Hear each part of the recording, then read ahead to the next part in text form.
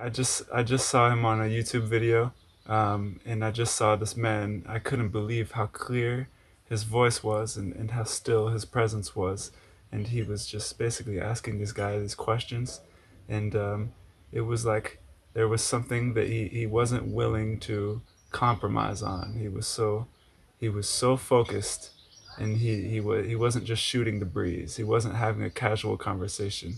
He was really pointing at something, and he was helping this man to see something that we could prove. Mooji says this thing. I'm going to prove it to you, not by way of belief and not by way of convincing you, but he was pointing this thing out so that it was undeniably recognizable. And so, I study like Zen, um, Buddhism, and this kind of thing for a while, and I just I couldn't believe that there was this man who was so just so effortlessly focused. Yeah.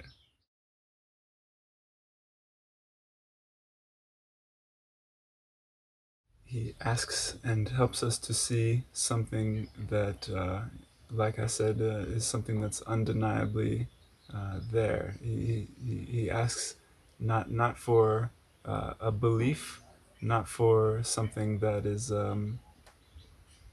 It's not for something that's later on. It's not something that you can use even. It's something that you verify as yourself. So it's in a way uh, coming to know yourself. I would say to a speaker, we're studying the reality of ourself, and we're investigating um, all of our ideas about who we are, and we were really putting to the test uh, what we conceive to be true, and what is real. Well, it was like the Buddha who said that all the suffering in the world is the result of a false identity or a false sense of self.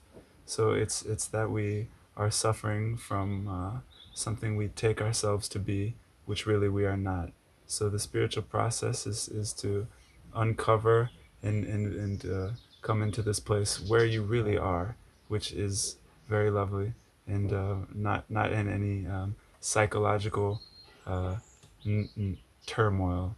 It's without neuroses, and it's without conflict. So that's to discover yourself without conflict. Yeah.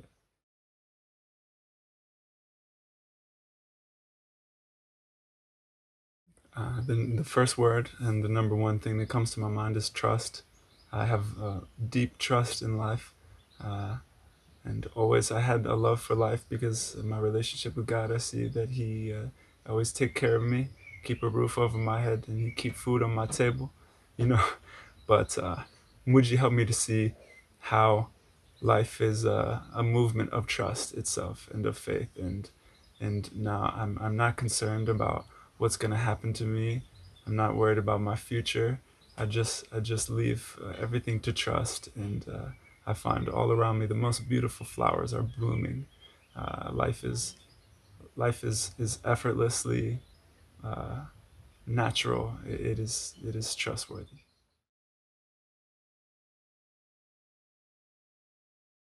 Monte Sahaja, it's so beautiful because it is an intense environment, but it's so transformative because I feel like the land and the environment itself, it doesn't support any lies, and it feels like the false ideas of your mind and the idea you have about yourself, it will not survive the terrain of Monte Sahaja. The sun is just too hot here, so the what is really yourself blooms in this light. I feel like it's the land and the environment just does not support uh, untruth.